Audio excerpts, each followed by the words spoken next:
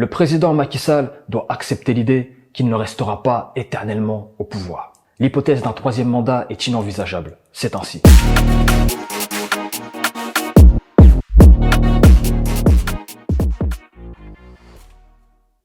Dans cette vidéo, nous allons nous pencher sur la situation au Sénégal, notamment à travers la crise politique que traverse actuellement le pays, entre le régime en place du président Macky Sall et l'opposition incarnée entre autres par monsieur Ousmane Sonko. Durant les 2 dernières années, divers événements ont affecté la stabilité du régime politique au Sénégal, notamment à travers plusieurs décès pour lesquels aucune enquête n'a été diligentée, l'affaire Karim Wade et l'affaire Khalifa Sall, et plus récemment l'affaire Aminata Touré.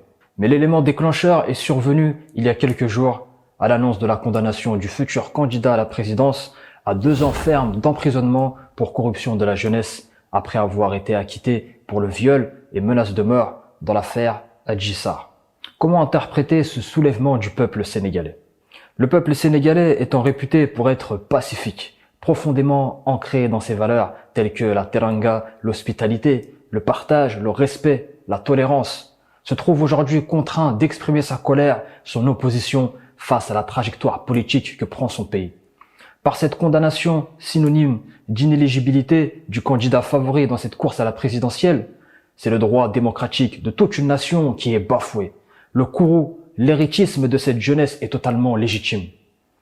Incontestablement, c'est son droit le plus absolu de décider, de choisir son futur président. Jusqu'à preuve du contraire, le Sénégal n'est ni une monarchie, ni une dictature. À travers cette vidéo, il ne s'agit pas ici d'exprimer une position pro-Sonko ou défendre une quelconque opinion politique. Néanmoins, en tant que porteur d'une vision panafricaine, il est plus qu'évident que l'homme qui doit être à la tête du Sénégal doit avoir comme préoccupation première servir et défendre les intérêts de son peuple avant ses intérêts personnels.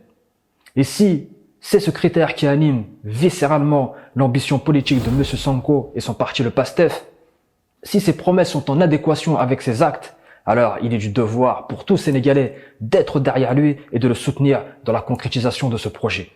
Comme le dit l'afro-penseur à travers une de ses citations, le peuple noir a pour devoir d'afficher à l'égard de ses leaders contemporains un soutien indéfectible, sans pour autant idolâtrer l'homme.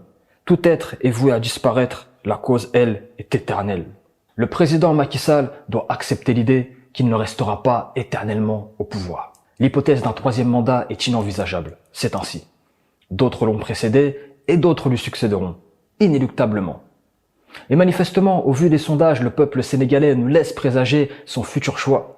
En effet, les estimations désignent Ousmane Sonko comme vainqueur des élections prévues le 25 février 2024. Aucun homme d'État ne peut lutter face à la force d'un peuple victime d'une injustice. C'est indéniable. Doit-on rappeler au président Macky Sall qu'il s'est lui-même trouvé en 2011 dans une configuration similaire et qu'il avait appelé le peuple sénégalais à ses côtés à lutter dans la rue contre un processus de monarchisation? À quel moment le leader de l'époque, oppressé par le régime politique du président Wade, a basculé en endossant le rôle de l'oppresseur? En effet, qu'on le reconnaisse ou non, à travers cette crise politique, le peuple subit l'oppression. Une vingtaine de citoyens sénégalais ont déjà perdu la vie. De nombreuses bavures policières constatées, la présence de nervis identifiés aux côtés des forces policières dans les rues pour mater la rébellion, de jeunes Sénégalais, des enfants pris comme boucliers humains durant les dernières manifestations, de multiples dégradations d'infrastructures, de commerces vandalisés, des véhicules incendiés, une restriction des réseaux de communication pour l'ensemble de la population. Le Sénégal a fondamentalement besoin d'hommes d'État, de figures, à l'instar de personnages tels que Kwame Nkrumah, Thomas Sankara, Patrice Emery Lumumba.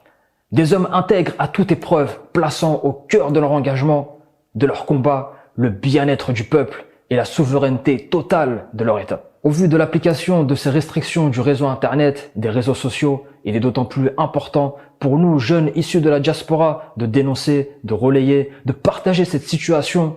C'est le moins que l'on puisse faire. On demande à Allah Azza wa Jalla de descendre sur le Sénégal Jam Akbarke et surtout de faire triompher la justice, de faciliter le rétablissement aux nombreux blessés, d'apaiser les cœurs des familles de ceux qui ont perdu leurs enfants, leurs proches dans ces manifestations.